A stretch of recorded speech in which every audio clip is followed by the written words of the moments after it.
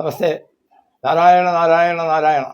30-ാം തീയതി, ഏപ്രിൽ മാസം 30-ാം തീയതി 2026 നരസിംഹ ജയന്തിയാണ്. 4ാമത്തെ അവതാരമാണ് അദ്ദേഹം.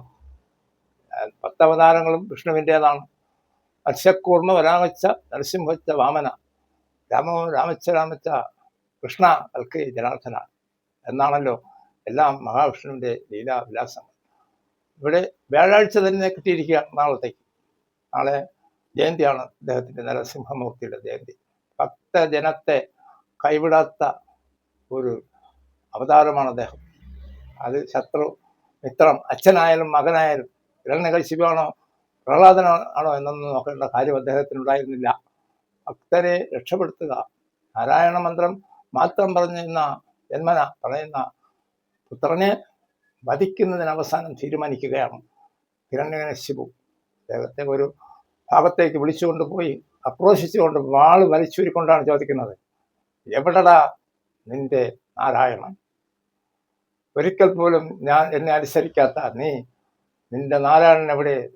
വാൾ ഓങ്ങുമ്പോൾ ഈ ഭക്തൻ പറയുന്നു, എൻ്റെ നാരായണൻ തൂണിലും തുരുമ്പിലുമുണ്ട്, ഈ തുരുമ്പിലുണ്ടോടാ എന്ന് വെച്ചുകൊണ്ട് അതിൽ വെട്ടുകയാണ്.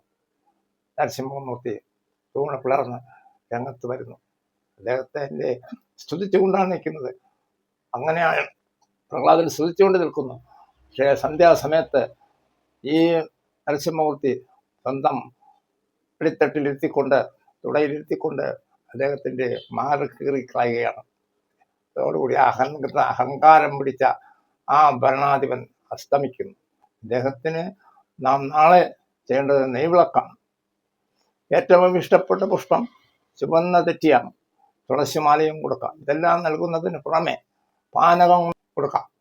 പാനകം എന്ന് പറയുന്നത് ഏലക്ക, ചുക്ക് മുതലായ സംഗതികൾ ചേർത്ത് പൊടിച്ചെടുത്ത്, ഗ്രാമ്പു, ശർക്കര പാനി കാച്ചി, ശർക്കര പാനിയിൽ ചേർത്ത് തെളിച്ചെടുത്ത് അദ്ദേഹത്തിന് കൊടുക്കുന്നതാണ്. നമ്മുടെ സ്വഭവനങ്ങളിലും ഇത് ചെയ്യാവുന്നതാണ്. നിവേദ്യം കൊടുക്കുമ്പോൾ നാം ഇഷ്ടപ്പെടുന്ന, ആവശ്യപ്പെടുന്ന, അത്യാവശ്യമായി നമ്മുടേതായ കഷ്ടനഷ്ടങ്ങൾ, ശത്രുദോഷം എന്നിവ മാറിപ്പോകും. ആഗ്രഹസ്ഥാഫല്യം നടക്കും. യാതൊരു സംശയവും വേണ്ട.